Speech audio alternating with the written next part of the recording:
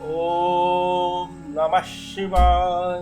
हर हर महादेव। शिव पुराण की रुद्र संहिता के इस अध्याय में हम भगवान शिव के भिक्षु अवतार की कथा, राजकुमार और द्विज कुमार पर कृपा की कथा को सुनेंगे। नंदीश्वर जी कहते हैं, मुनि श्रेष्ठ, अब तुम भगवान शंभु के नारी संदेह भंजक भिक्षु अवतार का वर्णन सुनो, जिसे उन्होंने अपने भक्त पर दया करके ग्रहण किया था। विदर्भ देश में सत्यरथ नाम के प्रसिद्ध एक राजा थे, जो धर्म में तत्पर, सत्यशील और बड़े बड़े शिव भक्तों से प्रेम करने वाले थे। धर्म पूर्वक पृथ्वी का पालन करते हुए उनका बहुत सा समय सुखपूर्वक बीत गया। तदंतर किसी समय साल्व देश के राजाओं ने उस राजा की राजधानी पर आक्रमण करके उसे चारों ओर से घेर लिया। बलोन्मत्त साल्व देशीय क्षत्रियों के साथ जिनके पास बहुत बड़ी सेना थी, राजा सत्य रथ का बड़ा भयंकर हुआ। शत्रुओं के साथ दारुण युद्ध करके उनकी बड़ी भारी सेना नष्ट हो गई। फिर देवयोग से राजा भी साल्वों के हाथ से मारे गए।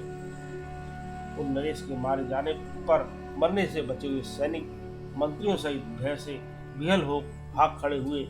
मुने उस समय विदर्भ राज सत्यरथ की महारानी शत्रुओं से घिरी होने पर भी कोई प्रयत्न करके रात के समय अपने नगर से बाहर निकल गई। वे गर्भवती थी, अतः शोक से संतप्त हो भगवान शंकर के चरणाबिंदों का चिंतन करती हुई ये धीरे धीरे पूर्व दिशा की ओर बहुत दूर चली गई। सवेरा होने पर रानी ने भगवान शंकर की दया से एक निर्मल सरोवर देखा। उस समय तक वे बहुत दूर का रास्ता तय कर चुकी थी। सरोवर के तट पर आकर वे सुकुमारी रानी एक छायादार वृक्ष के नीचे बैठ गई। भाग्यवश उसी निर्जन स्थान में वृक्ष के नीचे ही रानी ने उत्तम गुणों से युक्त शुभ मुहूर्त में एक दिव्य बालक का जन्म दिया, जो सभी शुभ लक्षणों से संपन्न था। देववश उस बालक की जननी महारानी को बड़े जोर की प्यास लगी। तब वे पानी पीने के लिए उस सरोवर में उतरी। इतने में ही एक बड़े भारी ग्रह ने आकर रानी को अपना ग्रास बना लिया।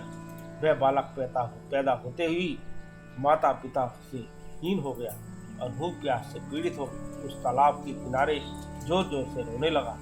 इतने में ही उस पर कृपा करके भगवान महेश्वर वहां आ गए और उस शिशु की रक्षा करने लगे। उन्हीं की प्रेरणा से ब्राह्मणी अकस्मात वहां आ गई। वह विधवा थी, घर कर भीख मांगकर जीवन निर्वाह करती थी और अपने इस वर्ष के बालक को गोद में लिए हुए उस तालाब के तट पर पहुंची थी। उसने अनाथ शिशु को वहां क्रंदन करते हुए देखा।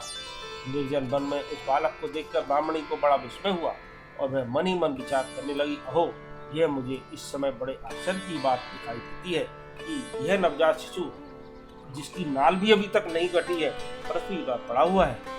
इसकी माँ भी नहीं है, पिता आदि दूसरे कोई सहायक भी यहाँ नहीं दिखाई देते। क्या कारण हो गया? न जाने किसका पुत्र है, इसे जानने वाला यहाँ कोई भी नहीं है जिससे इसके जन्म के विषय में पूछूं। इसे देखकर मेरे हृदय में करुणा उत्पन्न हो गई। मैं इस बालक को अपने ओर से औरस पुत्र की भांति पालन पोषण करना चाहती हूँ, परंतु इसके कुल और जन्म आदि का ज्ञान न होने के कारण इसे छूने का साहस नहीं होता। ब्राह्मणी जब इस प्रकार विचार कर रही थी, उस समय वक्त बदकर भगवान शंकर ने बड़ी कृपा की। बड़ी बड़ी लीलाएं करने वाले महेश्वर एक सन्यासी का रूप धारण करके सहसा वहां पहुंचे, जहां वह ब्राह्मणी संदेह में पड़ी हुई थी और यथार्थ बात को जानना चाहती थी। श्रेष्ठ भिक्षु का रूप धारण करके आए हुए करुणा निधान शिव ने उससे हंसकर कहा, ब्रह्मणी, अपने चित्त में संदेह और खेद को स्थान न दो। यह बालक परम पवित्र है, तुम इसे अपना ही पुत्र समझो और प्रेम पूर्वक इसका पालन करो।